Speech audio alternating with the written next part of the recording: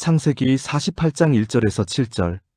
오늘 본문은 야곱이 요셉에게 하나님의 언약을 전수하고 요셉의 두 아들을 양자로 입양하여 자기 아들의 반열로 승격시키는 내용입니다. 야곱은 앞에서 자기 죽음이 임박하여 요셉에게 유언적 당부를 하였습니다. 또한 야곱은 본문에서 그의 환우 소식을 듣고 두 아들과 동행한 요셉에게 하나님의 언약을 전수하고 요셉의 두 아들을 양자로 삼음으로 비로소 선민 이스라엘 공동체의 기초를 다지게 한 것입니다. 본문에서 야곱은 요셉이 낳은 두 아들을 모두 자기 양자로 맡겠다고 합니다. 고대 중동 문헌에서도 이렇게 할아버지가 손자를 양자로 맞은 사례가 발견된다고 합니다. 굳이 양자로 맞는 까닭은 손자이지만 할아버지의 아들로 되면서 같은 반열로 유입 혹은 상속을 이을 자격을 주어지게 하려는 목적인 것입니다.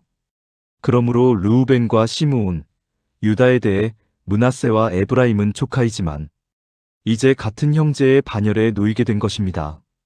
이는 훗날 므낫세와 에브라임은 이스라엘 12지파에 속하게 되는 계기가 되었던 것입니다. 그러므로 오늘 본문은 이스라엘 12지파의 기원에 대해 독자들에게 설명하고 있는 것으로 볼 수 있습니다. 48장 1절에서 2절. 2일 후에 어떤 사람이 요셉에게 말하기를 내 아버지가 병들었다 하므로 그가 곧 두 아들 므낫세와 에브라임과 함께 이르니 어떤 사람이 야곱에게 말하되 내 아들 요셉이 내게 왔다 하매 이스라엘이 힘을 내어 침상에 앉아 본문에서 말하는 이 일. 후에란 야곱이 요셉으로 하여금 자신의 유해를 조상의 무덤이 있는 가나안 땅 안에 있는 막벨라 굴에 장사할 것을 맹세하게 한 47장 27절에서 31절의 사건임과 동시에 그 맹세의 내용을 가리킵니다. 즉 본문은 야곱이 요셉에게 유언을 한 후 병세가 많이 악화되었음을 암시하고 있는 것입니다. 또한 본문은 비록 육신적으로 약함에도 불구하고 영적 지도자란 자각을 가지고 자손들을 축복하기 위하여 힘을 내는 야곱의 모습을 매우 생생하며 감동적으로 전달하고자 하는 것입니다.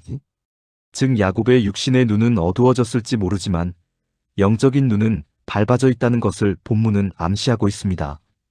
48장 3절에서 4절. 요셉에게 이르되 이전에 가나안 땅 루스에서 전능하신 하나님이 내게 나타나사 복을 주시며 내게 이르시되 내가 너로 생육하고 번성하게 하여 내게서 많은 백성이 나게 하고 내가 이 땅을 네 후손에게 주어 영원한 소유가 되게 하리라 하셨느니라. 본문에서 야곱이 자신의 회상을 이야기하는 것은 단순한 과거에 대한 회상이 아니라 언약을 다음 세대에게 해석해주는 신앙의 전달입니다. 본문에서 말하는 루스는 베델의 다른 이름으로 야곱이 형 에서를 피해 하란으로 도망하다가 하룻밤을 지낸 장소입니다. 이곳에서 그는 사닥다리 꿈을 꾸고 하나님이 그와 함께 하신다는 사실을 깨닫고 단을 쌓아 베델, 곧 하나님의 집이라고 이름을 지었습니다. 28장 10절에서 19절. 한편 본문에서 말한 전능하신 하나님인 엘쇠따이는 가장 능하신 자란 뜻으로 하나님의 전능하심을 강조하는 하나님의 이름입니다. 모든 것을 가능하게 하시고 모든 신들보다 뛰어나심을 보여주는 이 명칭은 창세기에 모두 3번 등장합니다. 첫째는 아브라함이 99세가 되었을 때 하나님은 그에게 자식을 주시겠다는 약속을 하시면서 자신을 전능한 하나님으로 소개하고 있는 장면에서 17장 1절. 둘째는 이삭이 하란으로 이제 막 떠나려는 야곱에게 전능한 하나님께서 그의 앞길을 인도하시기를 간구하는 장면에서 28장 3절. 그리고 본문이 세 번째 경우입니다. 이러한 세 경우 모두 전능한 하나님만이 가혹한 조건 속에서 살아가는 인간을 이끄실 수 있다고 하는 사실을 드러내고 있는 것입니다.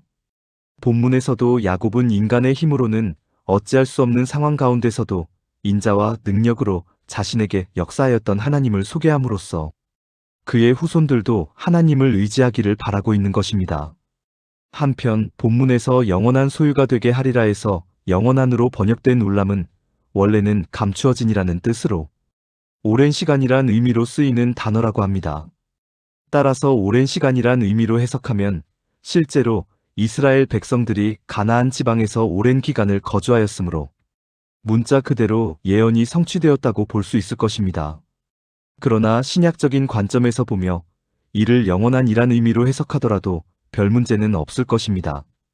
왜냐하면 본문의 예언은 궁극적으로는 예수 그리스도 안에서 완전히 성취된 영적 이스라엘 모습으로 이해할 수 있기 때문입니다.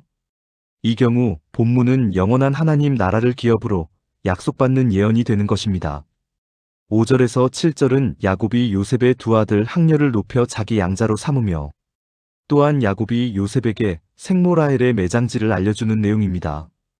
이처럼 야곱이 요셉의 아들들을 자기 아들로 취한 행위는 상속권과 언약, 적 가문 속으로의 완전한 포함을 의미하는 것입니다. 이는 언약 공동체가 혈통적 연결뿐 아니라 언약적 관계로 형성됨을 보여주는 것입니다. 이와 같은 야곱의 행동은 하나님의 주권적 선택과 은혜를 반영하는 것으로 볼 수 있습니다. 이처럼 하나님은 인간의 공로나 전통적 순서에만 의존하지 않고 하나님의 은혜와 섭리에 모든 것이 달려있음을 본문은 암시하고 있는 것입니다. 한편 야곱은 요셉의 두 아들을 손자로 인정하는 정도가 아니라 자신의 친아들인 르우벤과 시므온처럼 자기 아들들로 여기겠다고 했습니다. 이는 실제로 11번째 아들인 요셉을 장자로 삼겠다는 것과 마찬가지의 선언인 것입니다. 왜냐하면 고대 근동의 상속법으로 볼 때 장자는 다른 아들들 유산의 2배를 받았는데 신명기 21장 16절과 17절 요셉의 두 아들이 다른 야곱의 아들들과 같이 아들로 인정된다면 요셉의 입장에서는 다른 형제의 2배의 유산을 받은 것이 되기 때문입니다. 실제로 후에 요셉의 두 아들 에브라임과 므낫세는 야곱의 아들로 취급되어 이스라엘 12지파 가운데 각각의 지파를 이루었으며 나중 가나안 땅 분배할 때도 다른 지파와 마찬가지로 독립된 기업을 받을 수 있었습니다. 또한 본문에서 우리는 이스라엘 민족이 어떤 특정 혈육으로만 구성되지 않았다는 사실을 알게 됩니다. 왜냐하면 애굽의 피가 섞인 요셉의 아들들도 이스라엘의 당당한 지파가 되었기 때문입니다. 이처럼 성경은 이스라엘 민족이 거룩한 백성이기 때문에 하나님이 그들을 택한 것이 아니라 하나님이 택하셨기 때문에 거룩한 백성인 것을 강조하는 것을 볼 수 있습니다. 그리고 본문에서 야곱이 요셉에게 그의 어머니 라헬에 관해 이야기하는 것은 단순한 회상의 의미를 넘어서 요셉의 가장 가까운 혈족인 어머니 라헬의 묘가 가나안에 있다는 것을 상기시키므로 언약의 땅 가나안에 대하여 깊은 애정을 갖게 하려는 신앙적 목적도 있었을 것입니다.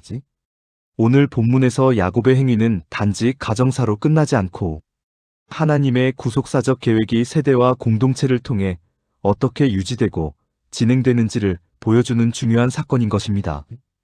이처럼 우리들 또한 야곱처럼 우리를 통해 다음 세대에게 믿음이 이어지는 통로 역할을 충실히 감당해야 할 것입니다. 이 시간 나는 과연 믿음의 통로 역할을 잘 감당하고 있는지 한번 생각해보는 시간이 되었으면 합니다.